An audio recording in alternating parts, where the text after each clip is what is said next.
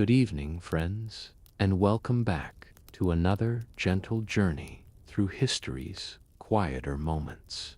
I'm speaking to you from my cozy study here in the English countryside, where it's just past 11 on this crisp autumn evening, and the old oak outside my window is rustling softly in the night breeze. Tonight, we'll drift into the stone corridors of medieval castles, but not the battles or sieges you might expect. Instead, we'll discover 5 wonderfully strange facts about these ancient fortresses that will surprise you, warm you, and hopefully carry you peacefully into sleep. Before we begin, dim your lights if you haven't already, settle under your blanket, and let your breathing slow to match the gentle rhythm of our exploration. If this calm journey helps you unwind tonight, feel free to tap like and subscribe only if it feels right, only if you're still awake to do so. Now, close your eyes and let me take you back 700 years to a world where castle walls held secrets far stranger than any fairy tale.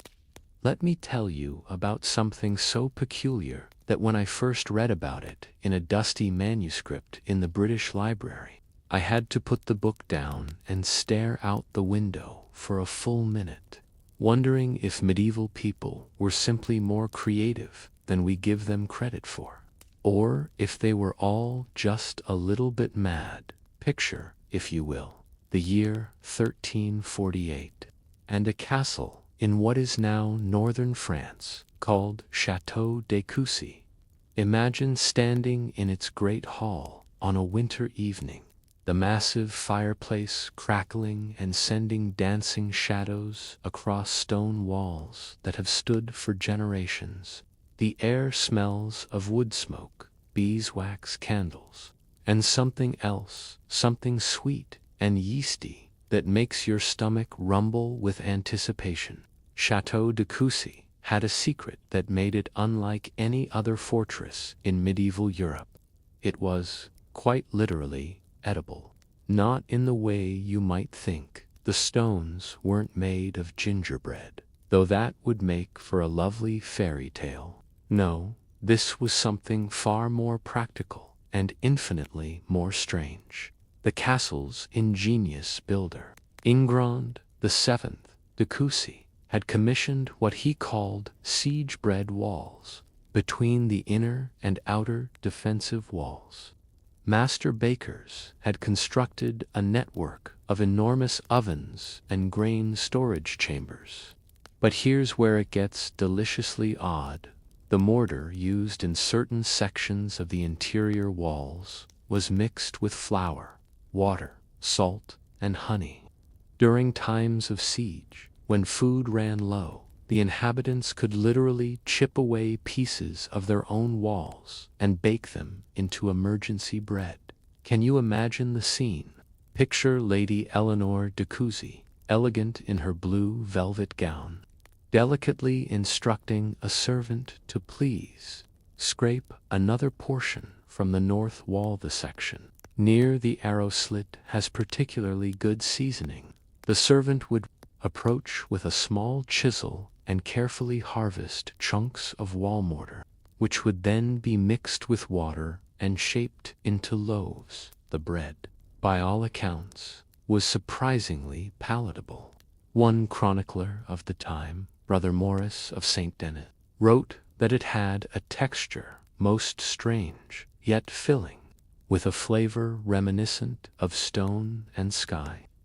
I like to imagine it tasted a bit like those dense, hearty loaves you might find at a countryside bakery, the kind that seems to contain the essence of the earth itself. But the edible walls were just the beginning of Coucy's culinary innovations. In the castle's lower chambers, Lord Ingrand had installed what might have been medieval Europe's first automated kitchen system.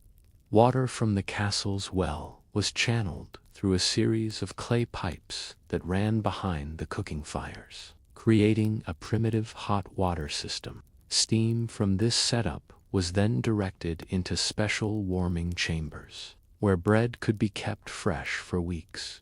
The whole system created this wonderfully cozy atmosphere throughout the castle. Visitors often remarked on the perpetual warmth of Kuzi's halls, even in the depths of winter.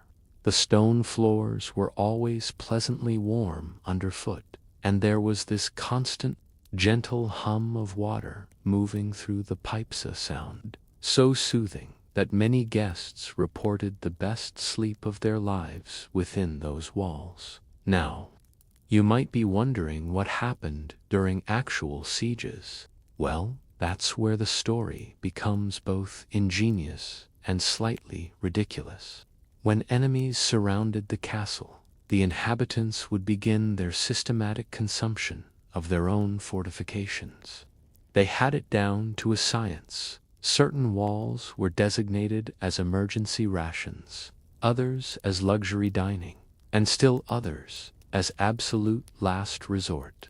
The process became something of a social ritual. Each evening during a siege, the castle's residents would gather in the great hall for what they called the wall feast. The lord would ceremoniously select which section of wall would be harvested that night, often consulting ancient charts that mapped the flavor profiles of different areas. The east wall, having been built during a particularly good grain harvest, was said to have hints of sweetness. The west wall, constructed during a year of abundant herbs, apparently had subtle notes of thyme and rosemary. I find myself imagining the conversations that must have taken place during these surreal dinners.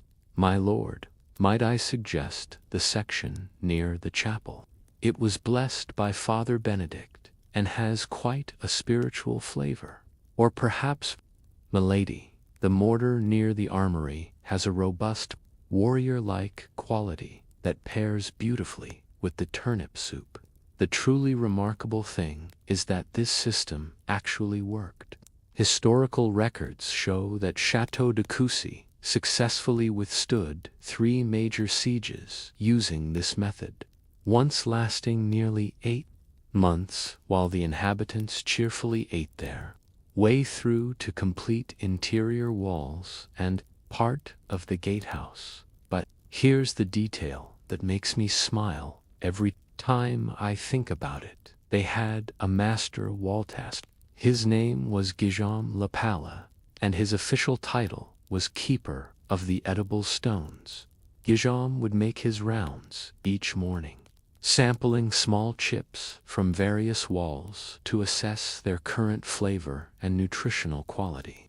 He kept detailed notes in a leather-bound journal, recording which sections were ripening nicely and which were past their prime. Guillaume's journal, miraculously preserved in the archives at Reims, contains entries like this: 3rd day of October, year of our Lord 1349. The North Tower's 3rd level shows excellent progress.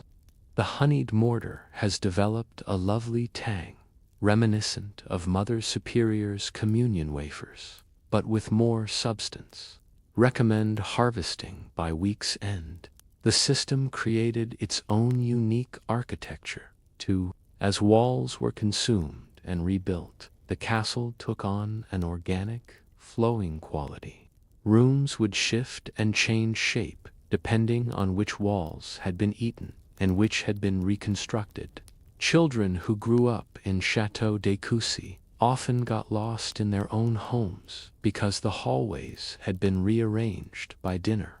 There were, of course, a few unfortunate incidents. One winter, an overriger kitchen servant mistook a load-bearing wall for an appetizer wall and nearly brought down the entire east wing. Another time, guests were unknowingly served pieces of wall that contained decorative iron fixtures, leading to what the castle's physician delicately described as a most clanking and uncomfortable evening for all involved. The practice eventually spread to other castles, though none ever perfected it quite like Coucy. Chateau de Vincennes experimented with wine-flavored mortar, but the walls kept fermenting and created structural problems. Chateau de Fontainebleau tried incorporating fruit into their wall mixture, but attracted so many bees that the castle became uninhabitable during summer months. As I sit here in the quiet of my study, listening to the gentle tick of the grandfather clock and the soft whisper of wind through the eaves, I can't help but think about those medieval inhabitants, so practical yet so whimsical, turning the very walls that protected them into sustenance. There's something deeply comforting about the idea of a home that could literally nourish you. Walls that existed not just to keep the world out, but to keep life going within. And as we leave that warm, edible castle behind, with its honey-scented mortar and the soft sound of Giggum making his morning rounds, tapping gently on walls with his silver spoon, let your mind begin to wander to our next destination, where we'll discover how medieval castle builders solved a problem that still plagues us today. Now, let your thoughts drift with mine to the mist-covered hills of Scotland, where, in the year 1387, something extraordinary was being built into the very bones of Ellendonan Castle. Close your eyes and feel the cool Highland breeze carrying the scent of heather and ancient stone, and listen to what might be history's most ingenious solution to a problem that every castellan, every home has faced since the beginning of time. You see, my sleepy friends, medieval castles were incredibly noisy places. Picture the cacophony, dozens of people living in close quarters, horses clattering across courtyards, blacksmiths hammering in workshops, children playing in halls, servants calling to each other across stone corridors that echoed every whisper into a shout.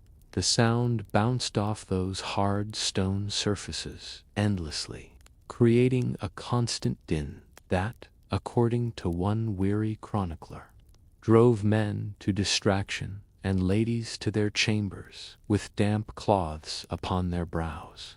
But at Ellendonan, the castle's architect, a mysterious figure known only as Master Murdoch the Silent, created something that shouldn't have been possible with medieval technology, a castle that could absorb sound like a stone sponge, soaking up water. Imagine walking through those halls today, your footsteps making no echo, your voice seeming to disappear into the walls themselves. It was, visitors claimed, like being inside a cloud made of stone. And the method Master Murdoch used to achieve this was so brilliantly simple that it makes you wonder why we don't use it in every home today. Let me paint you a picture of how this worked, and as I do, let the gentle rhythm of my words carry you deeper into that peaceful, silent world. Master Murdoch discovered that if you filled hollow spaces in castle walls with very specific materials, lamb's wool, dried moss, crushed seashells, and something rather unusual that I'll tell you about in a moment, you could create what he called whispering walls. These walls would catch sound and hold it, the way a soft blanket catches falling snow. But here's the truly magical part, and I want you to picture this clearly as you drift toward sleep.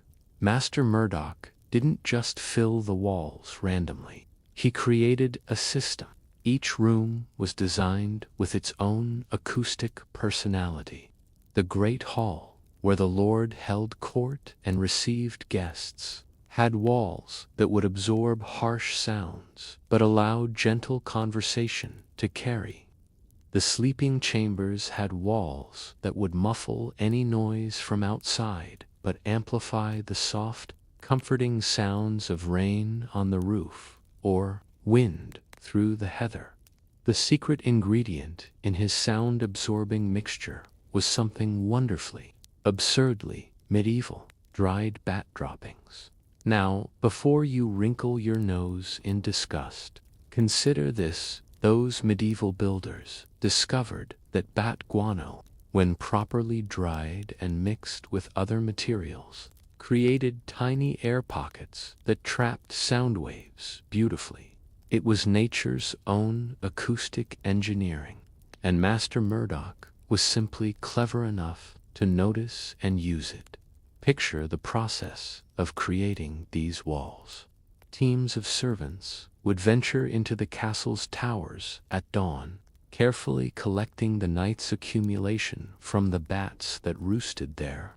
The material would be spread out in the castle's upper chambers to dry, filling the air with an earthy, musty scent that somehow became comforting rather than unpleasant.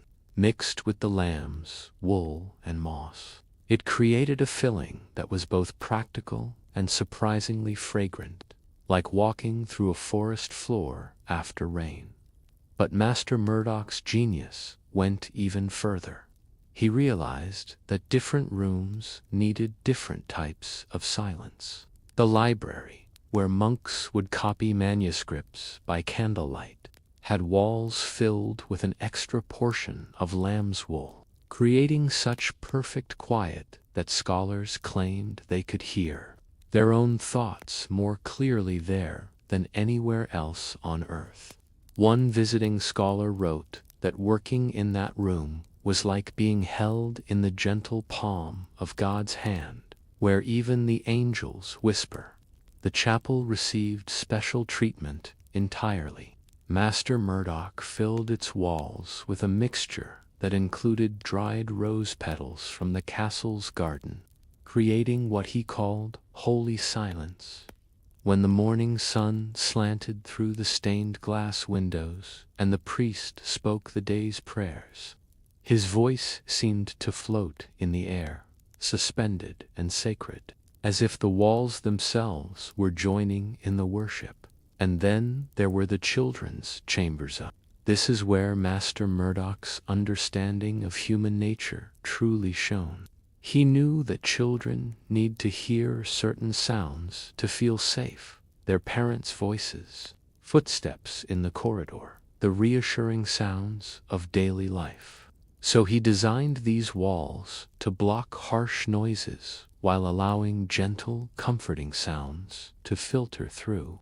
Children in Eilean Donan slept better than children anywhere else in Scotland, cradled by stone walls that seemed to understand exactly what young ears needed to hear. The kitchen presented its own unique challenge.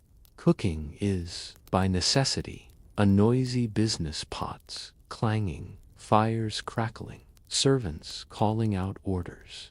But Master Murdoch created what he called working silence. The walls absorbed the harsh clatter and echo, while preserving the important sounds: the sizzle of meat that told you when it was perfectly cooked, the bubble of soup that indicated the right temperature, the gentle whistle of the kettle that announced tea time. I find myself imagining the dinner conversations in that great hall, voices carrying with unusual clarity, because there was no competing echo, no harsh reverberation. Stories would unfold with unprecedented intimacy, laughter would sound more musical, and even arguments would somehow seem more civilized when conducted in such acoustic comfort. The castle attracted visitors from across Europe, all curious about these whispering walls. Many tried to replicate the system in their own homes, but few achieved Master Murdoch's success. The problem, it seemed, was not just in the materials, but in understanding the personality of each space, the unique combination of acoustics and human. needs that made each room special. One particularly delightful account comes from Lady Margaret of the Isles, who visited Ellendonen in 1392. She wrote to her sister, "Dearest Eleanor, I must tell you of the most peculiar comfort I have found in this Scottish castle. When I speak, my words seem to wrap around me like silk. When I weep, for I have been much troubled of late, my tears fall in perfect silence, as though the walls understand my need for private sorrow. And when I laugh, the sound seems to dance in the air longer than nature should allow, as if joy itself has found a way to linger." But perhaps the most touching aspect of Master Murdoch's creation was what happened during storms. Highland storms are fierce things, full of wind and fury, that can rattle a soul as much as shudders. But inside Ellendonen, storms became lullabies. The walls somehow transformed the harsh howling of wind into something that sounded almost like distant singing, and the crash of rain became a gentle drumming that helped everyone sleep more soundly. The castle's residents developed their own rituals around this unique silence. Children would play whisper games, delighting in how their softest words could still be heard clearly across the room. Adults would gather for what they called quiet conversations, discussions that could last for hours in the comfortable, acoustic embrace of those specially designed halls. Master Murdoch himself lived to see his creation become legendary, though he remained as mysteriously silent about his methods as his walls were about sound. When he died in 1401, he was buried in the castle's chapel, and visitors claimed that even in death he seemed to rest more peacefully than most, cradled by the same acoustic comfort he had created for others. The truly remarkable thing is that Ellendonen's whisper walls lasted for centuries. Even as the castle changed hands, even through sieges and renovations, that special quality of sound remained. Visitors in the 1600s still remarked on the unusual quiet, though by then the original purpose had been forgotten and most attributed it to supernatural causes. As you let these images settle in your mind, the gentle absorption of harsh sounds, the way voices could carry with crystal clarity in those halls, the children sleeping peacefully while Highland storms raged outsidely, yourself to imagine what it would be like to live in such acoustic comfort. Feel how your own breathing has perhaps slowed and deepened, how the ordinary sounds around you now seem softer, more distant. And as we leave that peaceful, whispering castle, where Master Murdoch's genius still echoes silently through stone corridors, let your thoughts drift with me to our next destination, where we'll discover how medieval castle dwellers solved a problem that would make any modern homeowner green with envy. Settle deeper into your blanket now, my drowsy friends, and let me transport you to the heart of winter in the year 1403, to a castle perched on the frozen cliffs of northern Germany, where something impossible was happening. While blizzards raged outside and icicles hung like crystal daggers from every other building for miles around, the inhabitants of Schloss Warmheart were walking barefoot on warm stone floors, tending tropical gardens, and enjoying what might have been medieval Europe's first artificial summer. Picture the scene: snow falling thick and silent outside diamond-paned windows, the wind howling across the barren landscape like something from the edge of the world itself. And yet, inside this remarkable castle, Lady Brunhilde von Warmhart, is reclining in a gown of summer silk, eating fresh cherries that shouldn't exist for another 4 months, while her children play with toy boats in a fountain that steams gently in the winter air. This was the castle that never got cold, and the story of how it came to be is so wonderfully improbable that it reads like something from a dream, which makes it perfect for us tonight.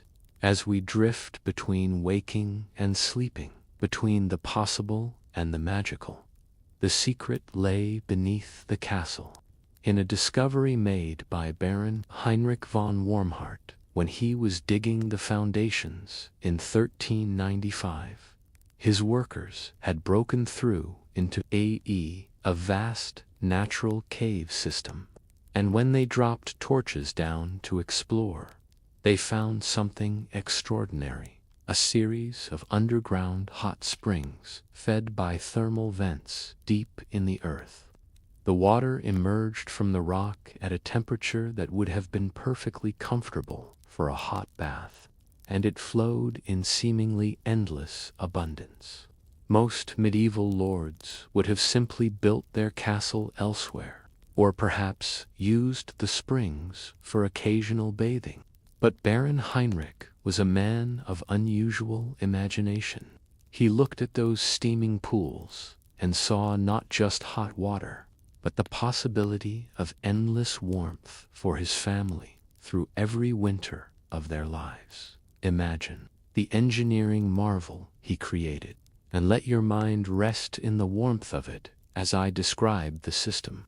The Baron commissioned a network of clay pipes, wider than a man's arm, that would carry the hot spring water through every wall of the castle. But rather than simply running hot water and letting it cool, he created something far more: sophisticated circulation system that would make modern heating engineers weep with envy.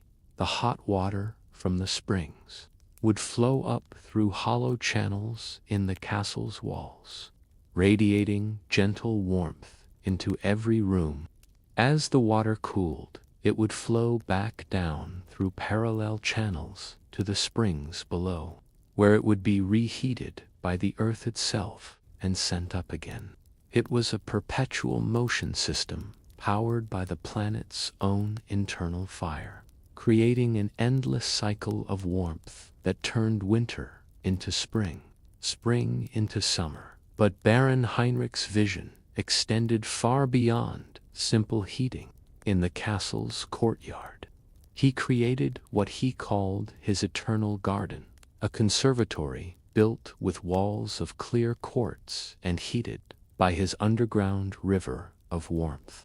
Here, in the depths of German winter, grew orange trees and grapevines, beds of roses that bloomed year-round, and vegetables that provided fresh food when the surrounding countryside was locked in ice. Picture yourself walking through that magical garden on a February morning, snowflakes melting the moment they touch the warm quartz walls, the air thick with the scent of jasmine and the impossible luxury of ripening fruit. The floor was paved with the same clay tiles that channeled the hot spring water, so your bare feet would be warmed from below, while tropical breezes, created by the natural circulation of heated air, caressed your skin from above.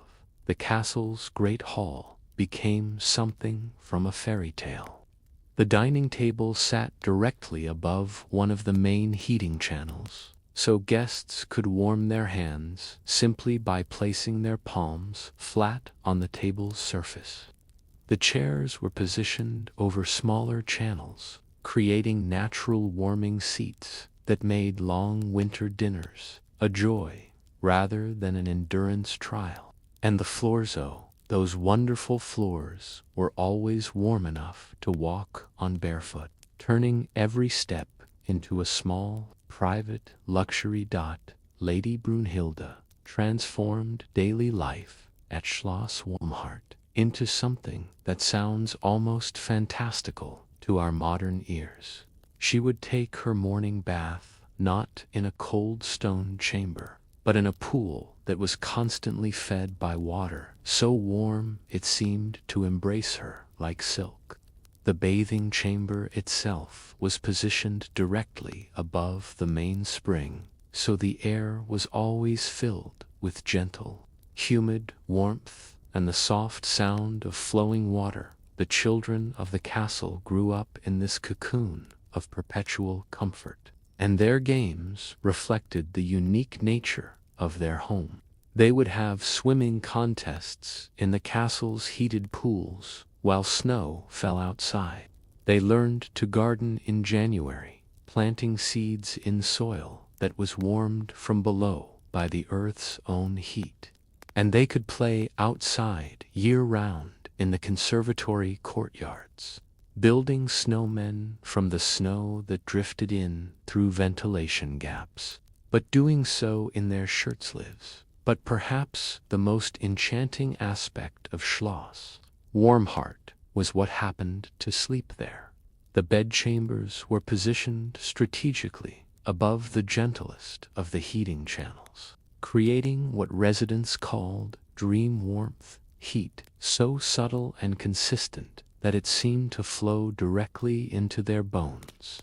Visitors would fall asleep more quickly and deeply than they ever had before, often reporting unusually vivid and pleasant dreams that they attributed to the castle's magical atmosphere. One guest, a traveling merchant named Wolfgang of Hamburg, wrote in his journal, "I have slept in palaces and hovels, in luxury and in squalor, but never have I known such rest as comes in the warm embrace of Schloss Warmheart.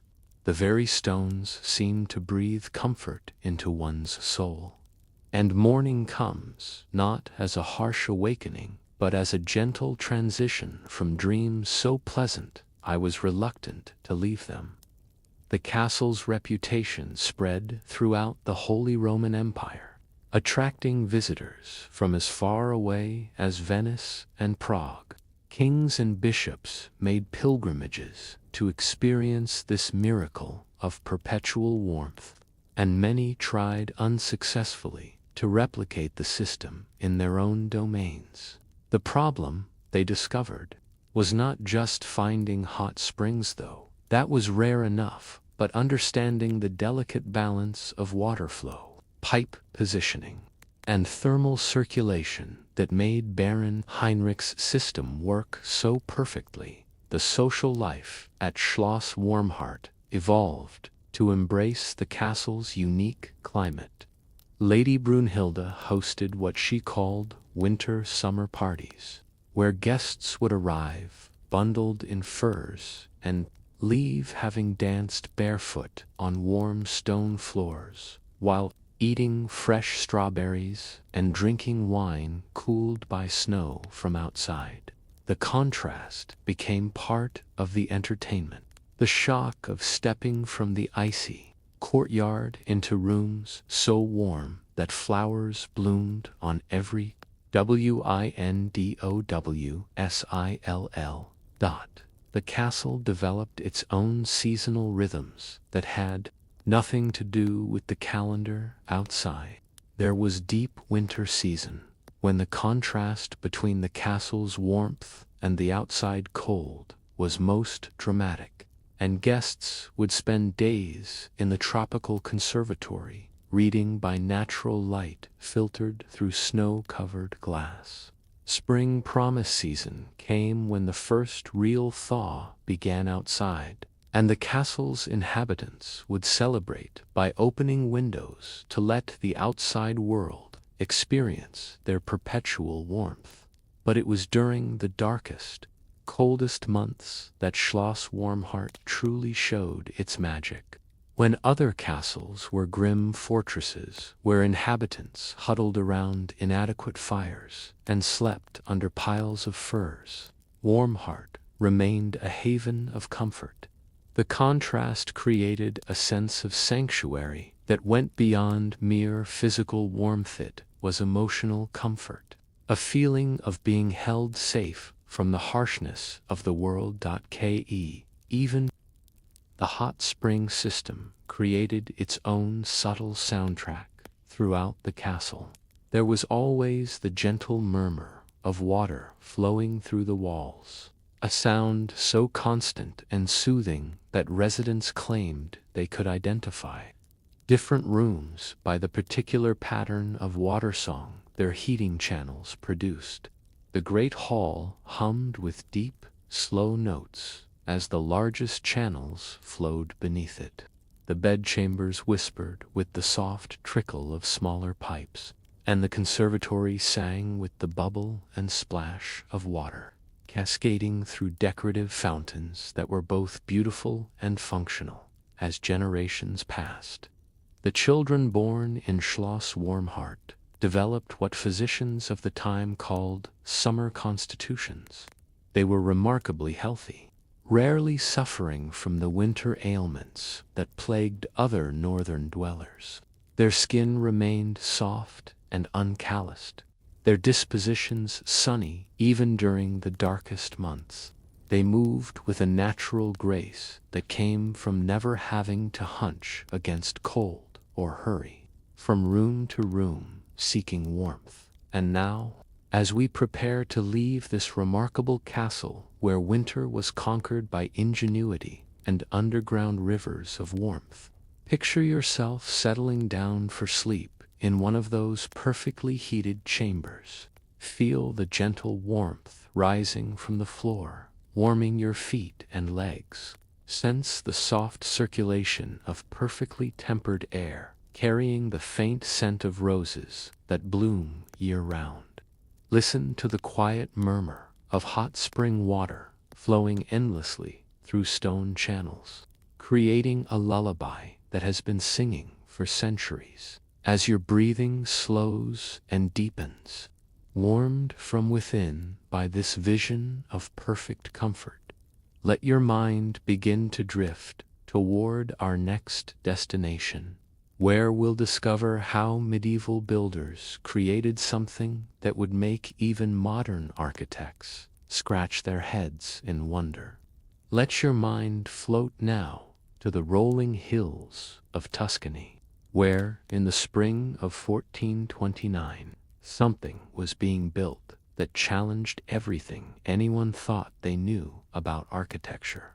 As the morning mist rises from olive groves and the first larks begin their dawn chorus, picture Castello Volantitha, flying castle, though its magic had nothing to do with leaving the ground, and everything to do with moving in ways that seemed to defy the very nature of stone and mortar.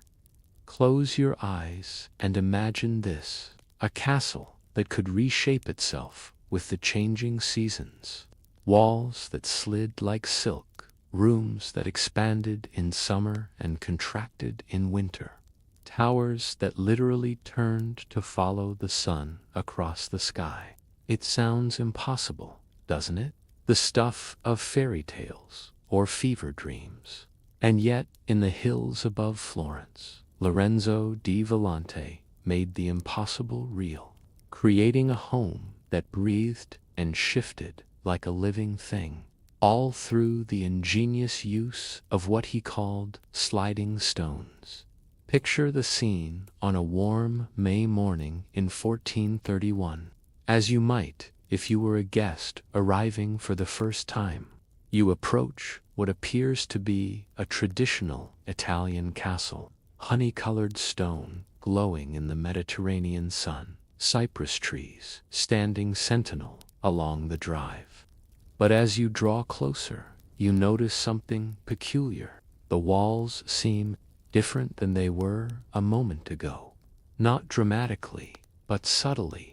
The way a person's face changes when they smile, still the same person, but somehow transformed.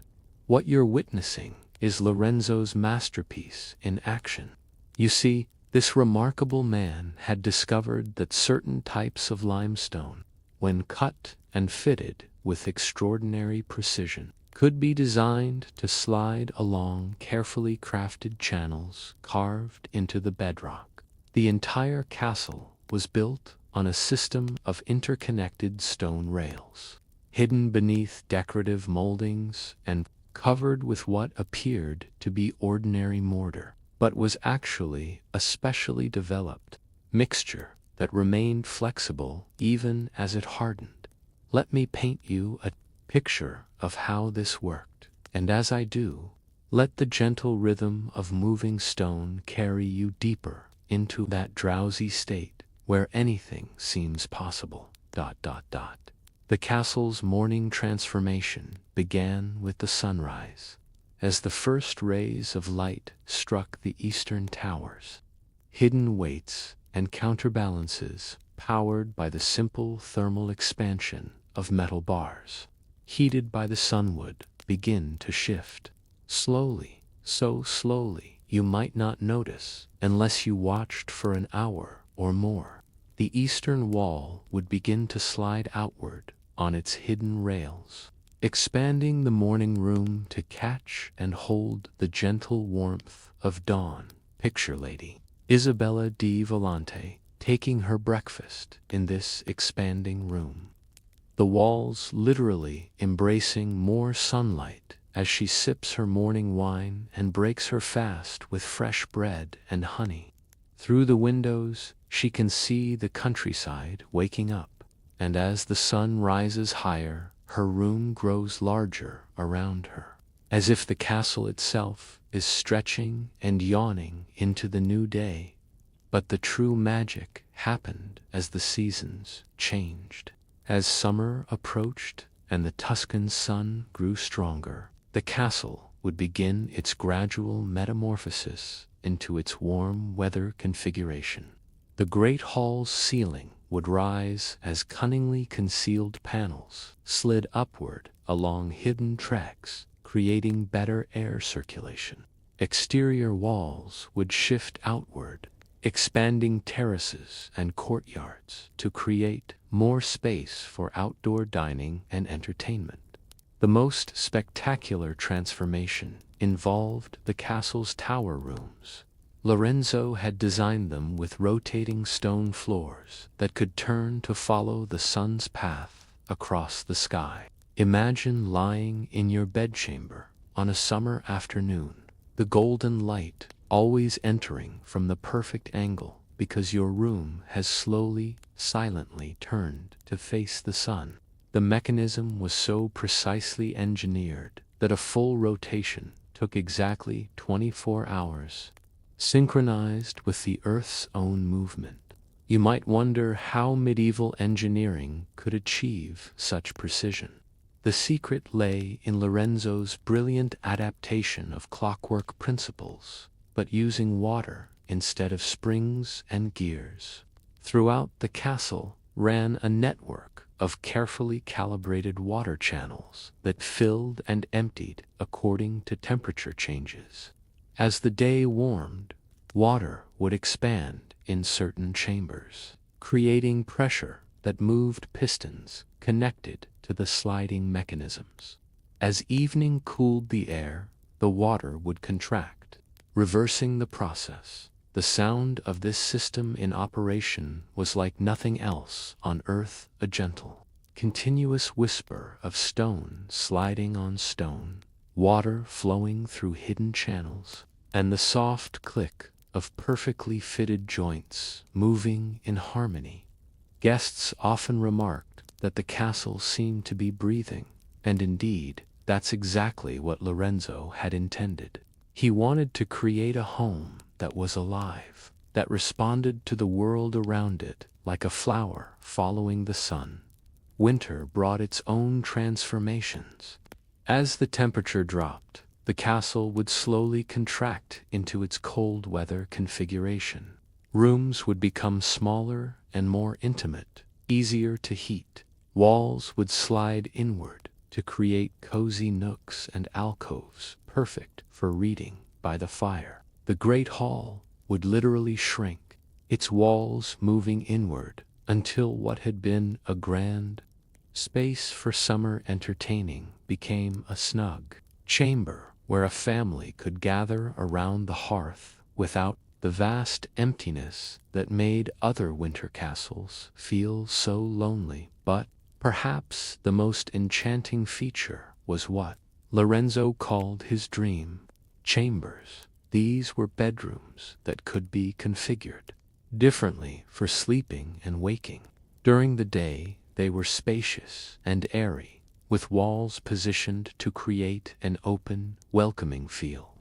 But as bedtime approached, hidden mechanisms would slowly move the walls inward. The ceiling would lower slightly, and what had been an expansive room would become a cozy sleeping alcove that wrapped around the bed like protective arms. Lady Isabella wrote to her sister in Rome, "Dearest Francesca, I must tell you of the most wondrous thing last night. I fell asleep in a room that seemed to embrace me as I dreamed. When I woke, I swear the walls had moved closer in the night, not to trap me, but to hold me safely until morning. It is as though the castle itself tucks us in like a loving mother." The children of Castello Volante grew up thinking all buildings could move. They would visit other castles and be genuinely puzzled when the walls stayed in the same place all day. Young Marco di Volante was once overheard asking his tutor, "But where does the sun go when the room doesn't turn?" The idea that architecture could be static seemed unnatural to them, like flowers that didn't follow the light, or birds that couldn't adjust their nests to the wind. Lorenzo's dinner parties became legendary throughout Italy, not just for the food and wine, but for the entertainment provided by the castle itself. Guests would arrive to find the dining hall configured one way, and by the end of the evening, the room would have subtly transformed around them. Walls would have shifted to create better acoustics for after-dinner music, or to open views of the night sky for stargazing, or to position everyone perfectly around the fireplace for storytelling. One particularly memorable evening was described by Fra Giuseppe, a visiting monk from Florence. "I arrived for Vespers to find myself in a modest chamber suitable for prayer and contemplation. But as the evening progressed, and we moved from prayer to dinner to discussion of philosophy, the room seemed to grow and change around us, as if it were listening to our conversation and adjusting itself to support our needs. By midnight, we found ourselves in a space perfectly configured for the deep thoughts and quiet voices of late-night discourse. I have never experienced architecture that seemed so alive, so responsive to the human soul." The seasonal transformations created their own calendar of celebrations. Each solstice and equinox brought shifting parties, where guests would gather to watch and celebrate as the castle reconfigured itself for the new season. The spring expansion was particularly popular. Imagine the joy of watching winter's tight, cozy spaces gradually open up into summer's generous rooms. Like watching a flower bloom, but over the course of several days, the autumn contraction was more contemplative but equally beautiful. As the harvest season ended and the first cool nights arrived, the castle would begin its slow embrace inward, walls sliding closer, ceilings lowering subtly, creating the intimate spaces perfect for the introspective months ahead. Residents would light extra candles and gather in the gradually shrinking rooms, sharing stories and preparing for winter in spaces that seemed designed to hold memories and dreams. But beyond the mechanical marvel, what made Castello Volante truly special was how it changed the people who lived there. They developed an unusual sensitivity to space and season, an awareness of how their environment shaped their moods and activities. They moved through their days with a grace that came from living in harmony with architecture, that responded to their needs before they even realized they had them. The castle attracted scholars and philosophers from across Europe, all trying to understand how stone could be made to dance. But Lorenzo's secret died with him in 1448, and though many tried to replicate his sliding stone system, none ever achieved the perfect balance of engineering and artistry that made Castello Volante truly alive. As you drift deeper into sleep, imagine yourself in one of those dream chambers, feeling the walls gently closing in around you, not confining but comforting, like being held in the embrace of a giant who knows exactly how close you need to feel safe. Picture the soft whisper of stone sliding on stone, the gentle click of perfect joints, the sense of living inside architecture that cares for you the way a parent cares for a sleeping child. And as we leave that remarkable castle that danced with the seasons, walls still moving in their ancient rhythm, even as you drift into dreams, let your thoughts float toward our next destination, where we'll discover how medieval castle builders created a wonder that would make modern meteorologists question everything they think they know about weather. Drift with me now, my sleepy friends, to the misty shores of Ireland, where in the year 1456, something miraculous was happening on a rocky island barely large enough to hold a castle.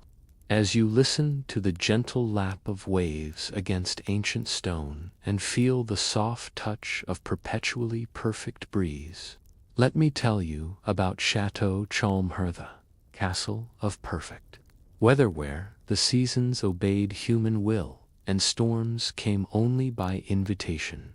Picture yourself standing on the mainland, looking across a narrow stretch of gray-green water to what appears to be an ordinary Irish castle.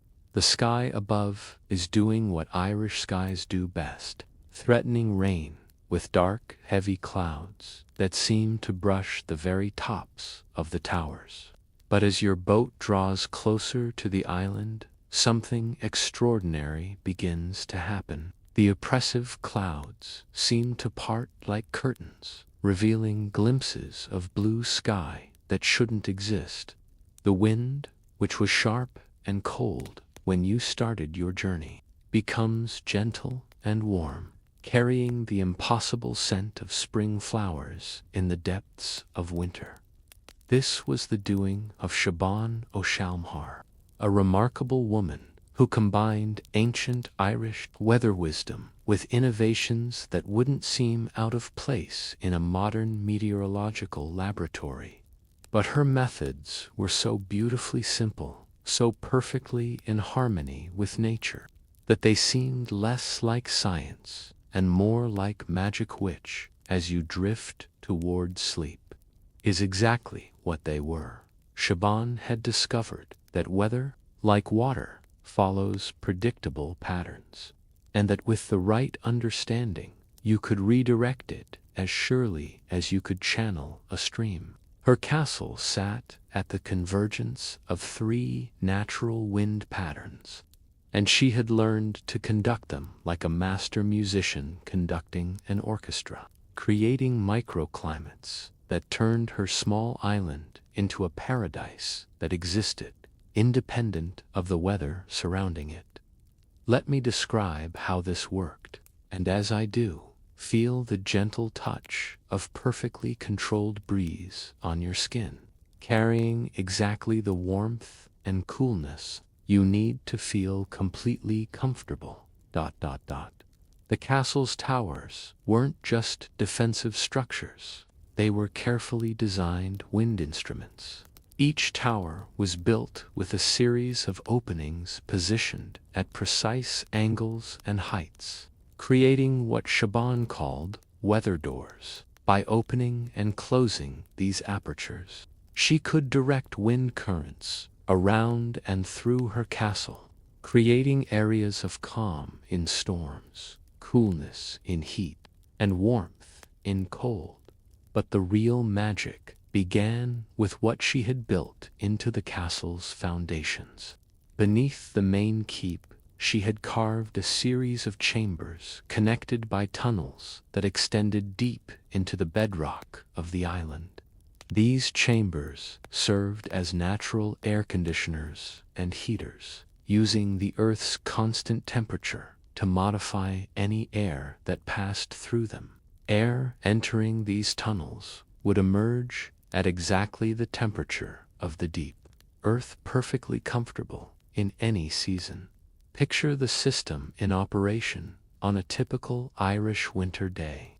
Outside the island, a storm rages, rain lashing the mainland, wind howling across the water like banshees.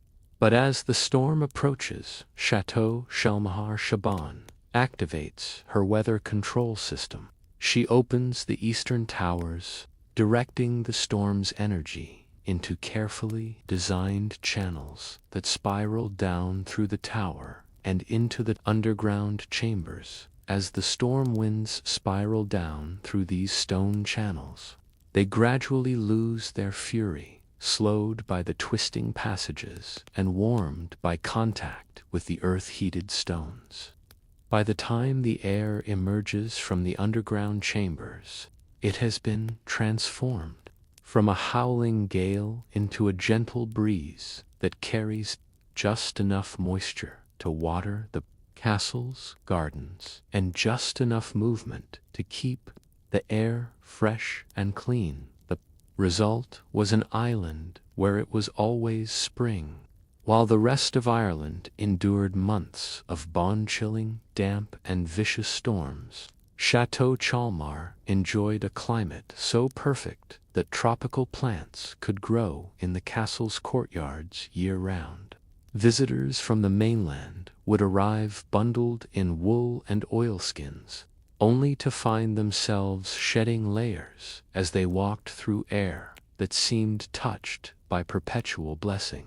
Lady Shaban's private gardens were particularly magical.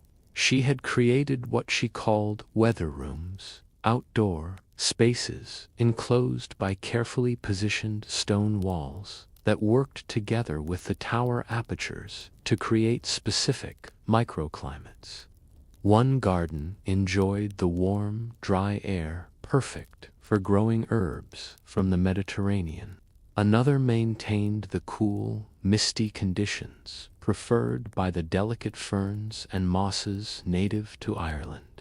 And in the center was a rose garden that somehow managed to bloom year-round, surrounded by air that was always exactly the right temperature and humidity for perfect flowers. But perhaps the most enchanting aspect of Shaban's weather control was how it affected daily life in the castle. Imagine waking every morning to perfect weather for whatever you planned to do that day. If you wanted to read in the garden, the air would be still and comfortable. If you felt like taking a vigorous walk, there would be just enough breeze to keep you cool. If you planned to dine outdoors, the conditions would be precisely right for alfresco entertaining. The castle's residents developed what visitors called weather intuition. They seemed to know, without looking outside, exactly what the conditions would be, because Shaban had made the weather as predictable and comfortable as the temperature of a well-designed room. Children grew up expecting the world to be consistently pleasant, and they moved through their days with the easy confidence that comes from never having to hurry indoors to escape a sudden downpour or bundle up against an unexpected chill. The sound of Chateau Shalmar was unlike any other castle in the world. While other fortresses echoed with the harsh whistle of wind through cracks or the drumming of rain on stone, Shaban's castle hummed with the gentle music of controlled air currents. The wind passing through her carefully designed apertures created what she called weather songs, melodic tones that changed subtly throughout the day as she adjusted the tower openings to maintain perfect conditions. Visitors often remarked on how well they slept at Chateau Chalmar. The bedroom windows could be left open year-round, allowing guests to fall asleep to the soft sound of perfectly modulated breezes and the distant music of wind through stone. The air in the sleeping chambers was always exactly the right temperature and humidity for deep, restorative rest, and many guests reported dreams that were unusually vivid and pleasant. One such visitor, Brother Colm from the monastery, wrote, "I have never known such rest as comes when the very air seems designed for slumber. Each breath draws in comfort, and the gentle sounds of Lady Shaban's weather music carried me into dreams that felt like blessings.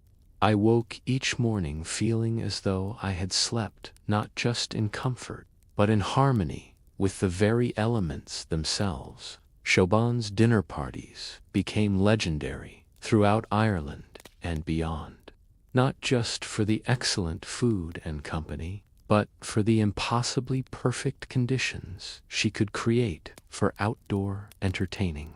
Guests would arrive expecting to huddle indoors around the fire, only to find themselves dining in gentle evening air under stars that were always visible because Shaban had learned to part clouds as easily as drawing back curtains. The weather control system allowed for some wonderfully theatrical effects. For special occasions, Shaban could create gentle snow that would fall only within the castle's courtyards, while warm air kept everyone comfortable.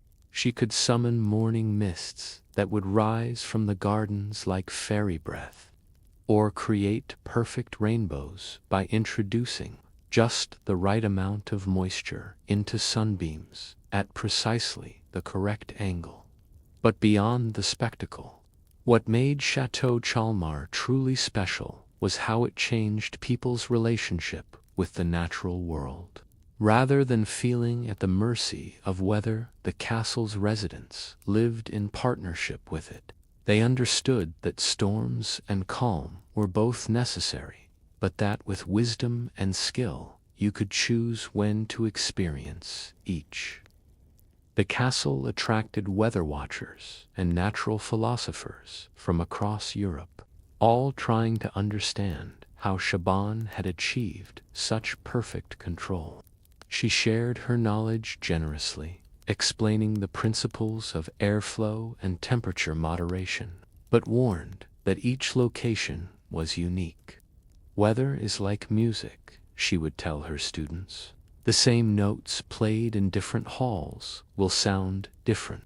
You must learn to listen to your own winds before you can hope to conduct them."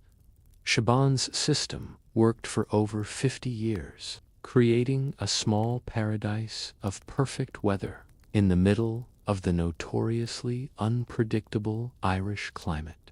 The secret died with her in 1507, though the stone channels and chambers she built still exist, occasionally creating brief moments of inexplicably perfect weather that remind visitors of the woman who learned to make friends with the wind. As you settle deeper into sleep, imagine yourself in one of those perfectly climate-controlled chambers, the air around you at exactly the right temperature, moving just enough to caress your skin without disturbing your rest. Picture the gentle sound of wind singing through stone passages, the soft touch of air that has been warmed by the earth's own heat, the feeling of sleeping in a place where even the weather has been designed to help you dream peacefully. Feel how your breathing has synchronized with the gentle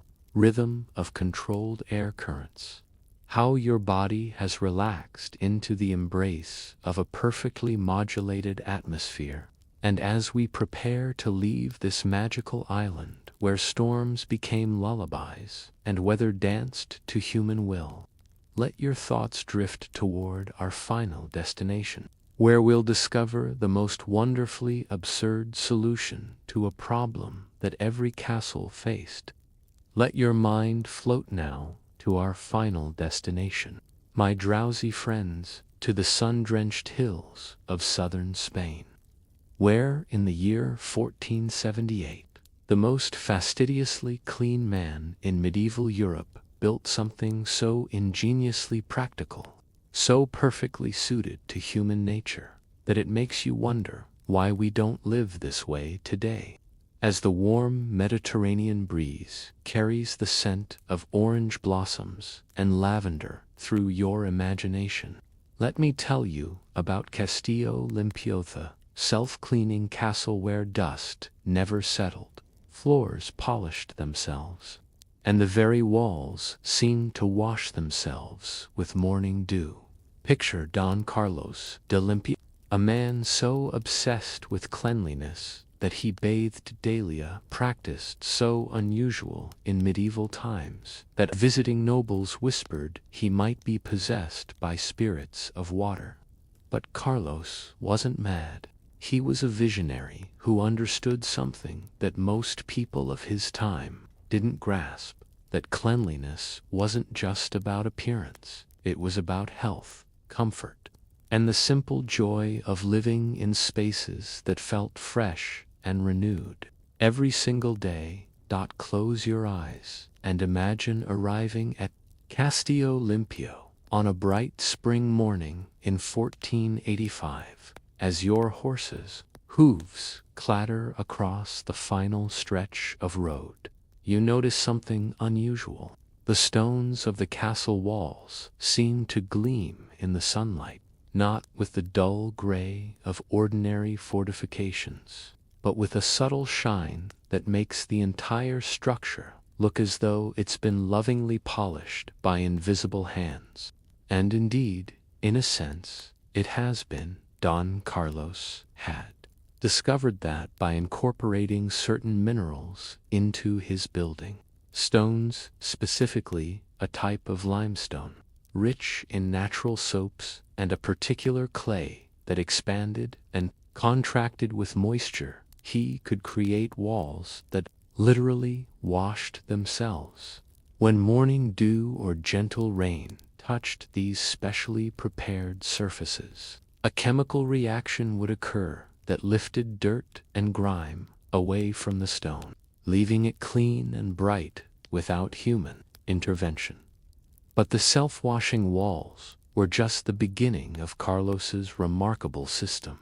Let me paint you a picture of how this castle maintained itself, and as I do, let the gentle rhythm of automated cleanliness carry you deeper into that peaceful state where everything feels fresh and perfectly ordered. The floors of Castillo Limpio were perhaps Carlos's greatest triumph. He had designed them with an almost imperceptible slope toward hidden channels that ran along the base of every wall.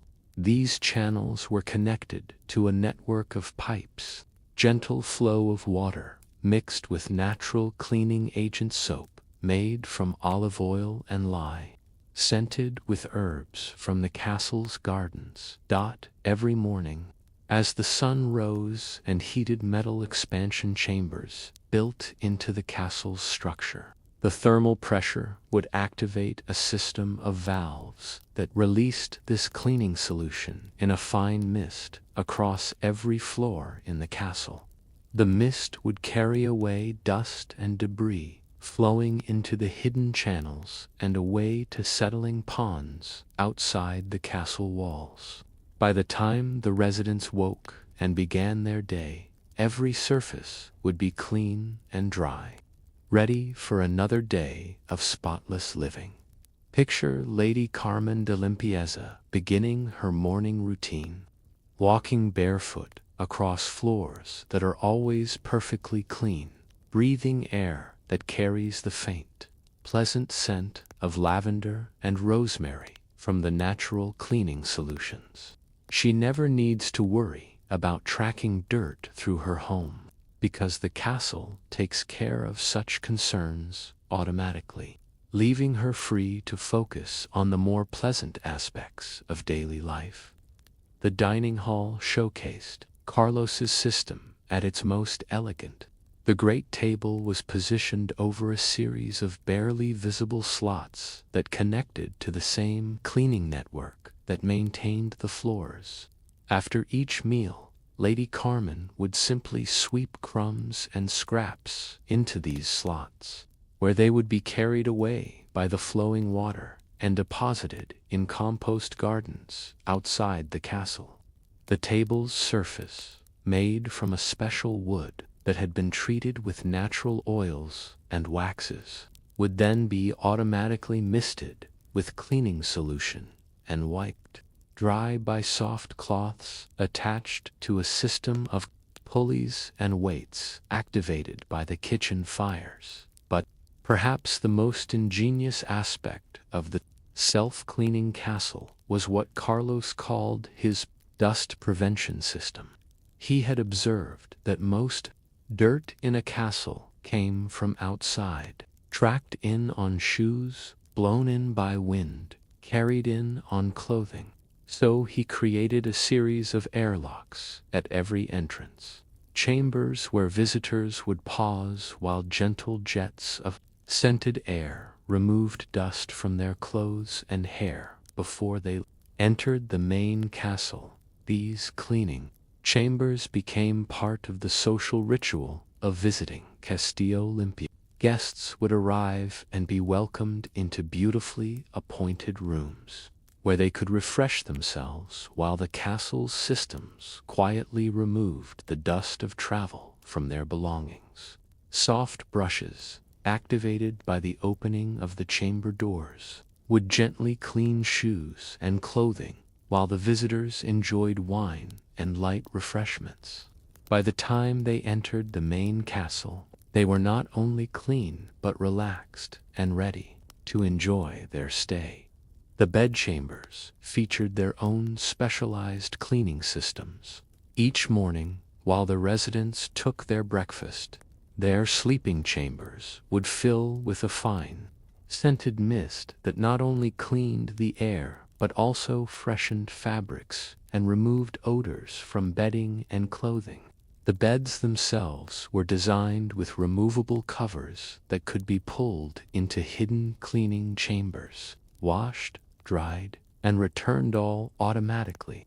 While the occupants went about their daily activities, Carlos had even solved the problem of cleaning windows and mirrors.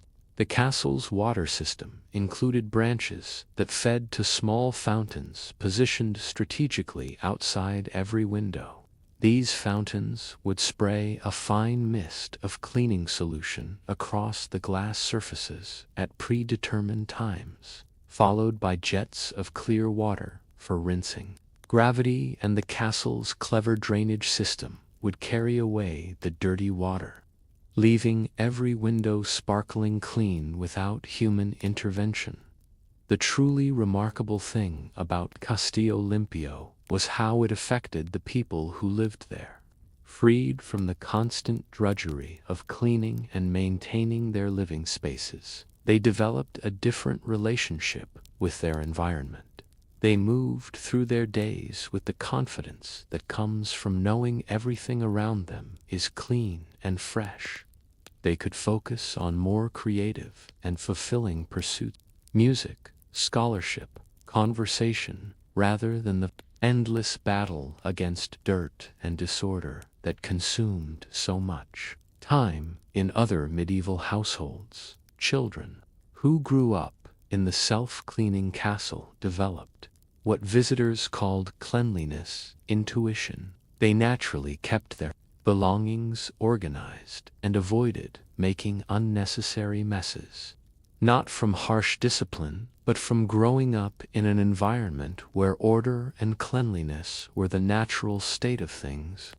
They played with abandon, knowing that any mess they made would be gently cleaned away by the castle's systems, leaving them free to explore and learn without the anxiety that comes from fear of creating more work for others.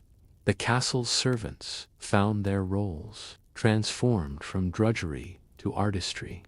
Instead of spending their days scrubbing floors and washing windows, they could focus on more skilled tasks, preparing elaborate meals, tending beautiful gardens, creating art and music that enhanced daily life. The self-cleaning systems didn't eliminate work.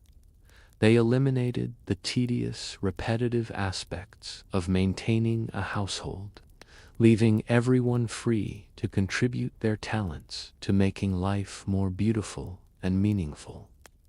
Don Carlos's dinner parties became famous throughout Spain, not just for their elegance, but for the relaxed atmosphere that came from dining in spaces that were always perfectly clean. Guests could focus entirely on conversation and cuisine, never worrying about spills or crumbs because they knew the castle would handle such details invisibly and efficiently. The food seemed to taste better when served in spotless surroundings, and conversations flowed more freely when no one had to interrupt the evening to deal with cleaning up.